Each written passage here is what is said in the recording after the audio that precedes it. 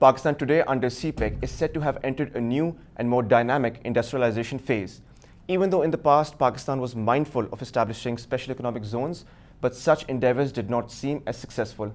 Under CPEC, we see this being brought into play. The questions that arise now are, what are these zones? What is their importance and what impact will they have on Pakistan's economy? For more insights on this, we're going to be speaking to Dr. Nadia Farooq, an economic expert with vast experience in public policy, economic research and analysis. Thank you so much, ma'am, for joining us. My first question to you is, what is a special economic zone and what are its functions? Special economic zones are, by looking at the historic data, we can see it has its immense importance, especially by looking at the Shenzhen Special Economic Zone of China. And now in current scenario, it has a huge bulk of revenue, as like it's almost higher than the GDP which the Pakistan is as a country is getting. And it has its economic importance in the sense that it can be used for reducing the unemployment level, and it increase the economic growth. And first and foremost is that it is very helpful to increase or decrease the trade deficit, which is very chronic in case of Pakistan. So, all right. Special economic zones would be beneficial to Pakistan in terms of alleviating the negative trade balance. What, in your opinion, constitutes as a successful special economic zone? See, by looking at the historic trend, and why I am saying historic trend, because this is, we are having almost all the failure stories of special economic zones in Pakistan, but now we have taken another initiative in the umbrella of CPEC to have 46 decided special economic zones, while 9 are the priority based special economic zones. But for getting maximum fruits, we have to make some certain strategies to cope up the issues which can occur and which we have faced in history or in past in our country. So special economic zones are very important. They can reduce the trade gap, and we can increase the trade, we can make actually the trade surplus, or at least cope up the trade deficit, but by having some certain policies, and those policies, those are useful for Pakistan, and those should be made on some certain research and some policy making, through the policy making process.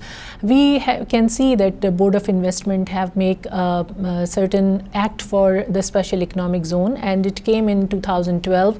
Then a newer version came in 2016, but and it covers the fiscal incentives for all the special economic zone for the traders and for all the investors, but that also having some certain lacunas, and those are mainly based that the BOI have made that act in the sense that they have given the lump sum packages to all the investors, while looking at the success stories of Shenzhen and India, Bangladesh and Myanmar, they having a gradual decrease for the incentives. And this is the way now we cannot see any incentive, major incentive in Shenzhen, because they have covered and they have enjoyed all those, they given the incentives to all the investors because for attraction purposes, but now they have changed their policy. So we have to think about it. We need to do proper research, and we should make some certain policy and strategy to get maximum outcome from special economic zones. And what, in your opinion, should our SEZs offer us in terms of alleviating that trade deficit that we suffer? Yes, we can utilize these SEZs for alleviating the trade imbalance, because by whenever you read the act of BOI, and that act says that in any product which will be manufactured in special economic zone, it is compulsory for that product to be added at least 20% value addition should be done, and 80% focus should be on the export promotion.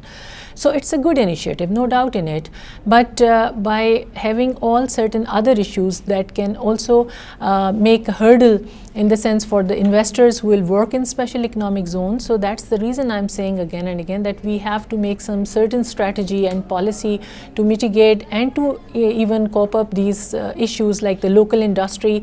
They are also thinking that how can we survive if the people who will work in, or they will establish their industry in special economic zones, and they will get a lot of incentives and different kind of investment packages over there. So what's harm in it? Why don't you fix fix the local industry first, and then you should work for the special economic zone. So it definitely needing certain strategy, and by coping up these issues that can definitely work on, and it can reduce the trade deficit which we are facing nowadays. So, Dr. Nadia, the plan to establish, as you said, 9 SEZs has been formulated. How long do you think it will take to establish these, and what are the challenges that we face? Now, Board of Investment is very active, and one best thing what they are doing is that they are working to have some area endowments. And for the people who are not having the economic background, I want to tell them that endowment means, for example, one SEZ in GB, Gilgit-Baltistan, is that they having endowments in gems and stones. So they are working on to having all the industry that should be based on gems, having their expertise. Even the foreign investor come, and the local any local investor who want to join them. And by the way, this is very good thing that government is also promoting the for the private sector to come in and join, and they can do their joint ventures with the foreign investors, and they can work with the public sector, and this is a good initiative. But this is also one very positive angle that BOI is working on, to have endowment based special economic zones. So the certain industry or the investor who having their expertise, like in KP there is we have very good quality of marble. So the planning is to invite investors who having their expertise in marble, so they should come and develop their industries over there, so they can make some world class marble products. Then those will be able to send or to export to other countries, and by doing this we can increase our the export band, which is very lower nowadays. So, ma'am, you talked about the Board of Investment. There has been a legislation that has been passed by the Board of Investment. Do you think that there are grey areas surrounding this? Yes, there is. I have worked on one policy brief, and that's going to be published in a month's time, and I can share that with you as well. And one op-ed of mine have been published in last month in Tribune, and I have I have shown some grey areas, like we have the wholesome incentives for the investors, like 10-year exemption for the tax, 10-year exemption for the import duties and all. But by looking at the success stories of SEZs of different other countries like Bangladesh, India and Myanmar, they having their gradual decrease incentive packages for in the sense that in first 10 years they are giving 100% tax exemption, and then for next 5 years they are giving 50%, and the next 25%, and gradually they are decreasing the incentives. The first purpose is to attract the investors and then gradually decrease those incentives. But in our case, we have given a lump sum incentive for the whole 10-year, 20-year to the investors, and that's not a good strategy. Why is that? Because they have made, and I asked from one of the major concerned person from the BOI that why you have given a lump sum package or incentives to the investor, and he said that because of the shortage of time usually the government officials have, and they didn't work the research work to make it strengthened kind of document or legislation to get maximum outcome. One more thing is that according to our act, the BOI's act, they are not giving any incentive to the raw material, which is the backbone of any industry and which is very important. They should give some subsidy or some incentives or tax exemptions to the raw material. And there are so many other things, like according to our act, we are going to give first 50% installment exemption to the investors, and then they have to pay the remaining 50% for the land acquired.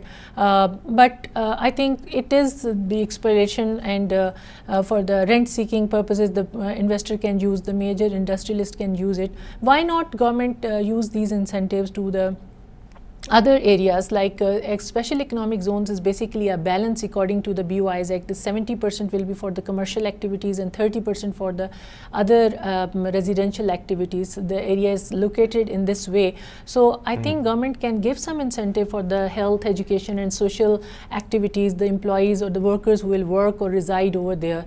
So it could be made in this way. So there are so many other areas too which can be discussable, and they should be given certain research time to look at and make certain strategies to cope up these issues. We'll be right back after a short break. Now, ma'am, special economic zones such as the Shanghai Free Trade Zone, established in 2013, and one in Maharashtra are some of the biggest failures among many other cases. What makes us so confident about their success in Pakistan? We also have all the failure stories of SEZs in our country. There are so many examples, like Gaduna Mazai is a very vital example. The investor came and they have taken all the incentive packages and then just they wind it up everything and they go back with having all those incentives. And world is also is filled with failure stories of SEZs. The first thing that the economists used to debate on it, that SEZs, the certain class is strongly against of SEZs. The major reason is that they think that the SEZ is basically that you are hiding of your failure stories of your economic policy, trade policies, and that's the reason you are making special economic zone, and to some extent it's right. So that's the reason that SEZs get failed in many other countries, and same like in our country. So by making SEZs and making them success story, one have to make some solid work on it to look at what were the reasons of those failures in our country and in other countries of the world, and then they should work on it. Otherwise, we can again face those failures which we have already faced in past. So how dependent is our economy on these special economic zones? Unfortunately, we cannot separate, or fortunately, economy with the politics. And in our case, in political economy is very strong nowadays, especially from last 2-3 years. And that's the reason that they are connecting everything with the politics, and they are making it like this is the everything that we are going to cope up the issue. And there are so many other issues. Financial issues are also concerned with CPEC and CPEC related projects, but it's not that way that we will get 100% from the SEZs. We have to look at, because we have to be vigilant, and we should be very careful by making and establishing these SEZs first. And the main thing is that a city normally used to take 6 to 7 years to develop, and our SEZs are far-flung areas. So for connectivity purposes, it will take a lot of time, while we are talking about starting these SEZs within a year time. And it seems impossible, but by looking at and by making some certain strategies, yes, we can cope up these issues, but it again needed a proper homework and research. What are some of the governing structures surrounding these zones, and do you think they are adequate enough? Like governance issues we are having all around in our bureaucracy and in our politics, but and it's very disadvantageous to this entire thing.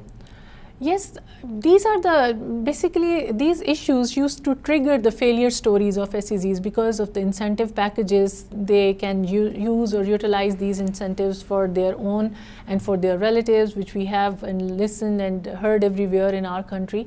So the governance, by looking at the BOI's Act, they have clearly defined that the 70 and 30% ratio they have divided in it, and they have given other, like the utilities, who will provide those utilities, and there will be a plug and play kind of scenario over there. And government is also saying that we are working on it to make hurdle free for the investors. But just what will happen to the local industrialist? What will they do?